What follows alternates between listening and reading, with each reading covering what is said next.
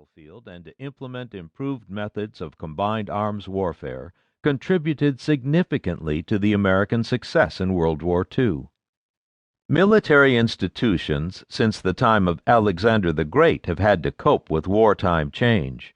New enemy tactics require commanders to adjust their fighting methods, and armies must alter their techniques when fighting on difficult or unfamiliar terrain. Technological advances present special challenges as armed forces seek the best way to employ new weaponry. But military institutions' record for anticipating and adapting to change is uneven.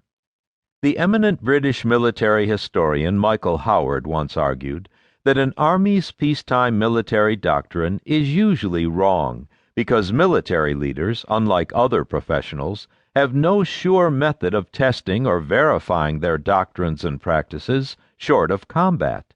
But it is not important whether or not an army has its doctrine and tactics perfected at the beginning of a war, as long as they are not fundamentally flawed. What is crucial is an army's ability to perfect its doctrine and tactics as quickly as possible after the shooting starts. Victory belongs to the army that can learn from its mistakes and adapt to a new and unfamiliar environment. The U.S. Army's performance in the European Theater of Operations, ETO, during World War II provides a particularly instructive example of how one force was able to adjust on the battlefield in order to overcome its opponent. Combined arms warfare has been one of the key challenges to military institutions in the 20th century. The history of modern combined arms operations began in November 1917, when a large force of British tanks and infantry pushed German units back several miles along a sector of the Western Front near Cambrai, France.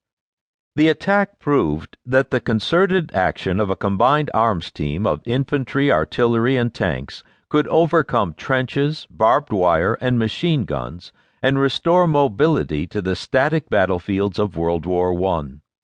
Cambrai positioned the combined arms team at the center stage of 20th century warfare and signaled that such teams would dominate conventional battlefields for some time to come.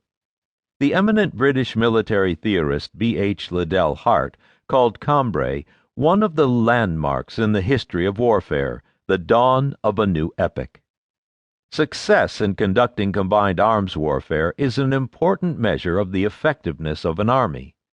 Economic strength and industrial output play key roles in determining the outcome of wars, but nations must still mobilize, train, deploy, and fight combined arms forces to achieve tactical and strategic objectives. An analysis of operations during the American Army's greatest campaign of the 20th century, the fighting in the ETO during 1944 to 1945, sheds considerable light on the strengths and weaknesses of the U.S. military as well as the American approach to fighting wars. The European campaigns of 1944 to 1945 are the central focus of this study, because the U.S. Army then reached its highest levels of performance and capabilities as more Americans took on the burden of defeating the German Army. The American Army was successful because it proved itself capable of quickly adapting to new and sometimes unexpected circumstances. An unusual variety of challenges faced the U.S. combined arms team. The German Army generally fought on the defensive, considered by many military experts as the stronger form of warfare.